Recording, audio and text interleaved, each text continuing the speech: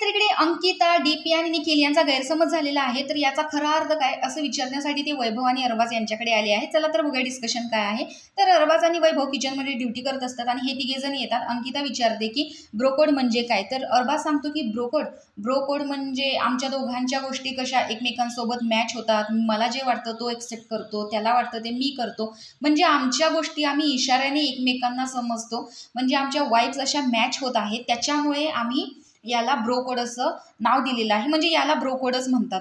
तर अंकिता विचारते तू काय सांगितलंस. म्हणजे ते अभिजितनं सांगितलेलं असतं आणि त्याला ॲग्री हे निखिलनं केलेलं असतं. म्हणून ती निखिलला विचारते तू काय सांगितलंस. तर तो म्हणतो की सपोज वैभव आणि इरिना या दोघांचं ब्रेकअप झालेलं आहे आणि ब्रेकअप झाल्यावर हे दोघे वेगळे होणार. तर अरबाज आणि इरिना यांच्यातही काही होऊ शकत नाही. म्हणजे ब्रोकोड असं अभिजितने समजावलेलं असतं आणि याला निखिल देखील ॲग्री करतो. तर इकडे अंकिताने ते सांगितल्यावर तो म्हणतो की नाही असं नाही.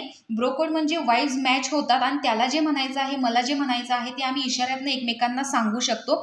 यालाच मेन ब्रोकोड म्हणतात. तर धनंजय म्हणतो की हां म्हणजे याला भूक लागली का त्याला भूक लागते, याला झोपायचं आहे तर त्याने झोपायचं, याला पाणी प्यायचं आहे तर. आणि एखाद्याची चूक झाली, सपोज वैभवची चूक झाली तर अरबाजने सुद्धा ते बरोबरच आहे असं म्हणून त्याच्या पाठीशी ठाम राहायचं.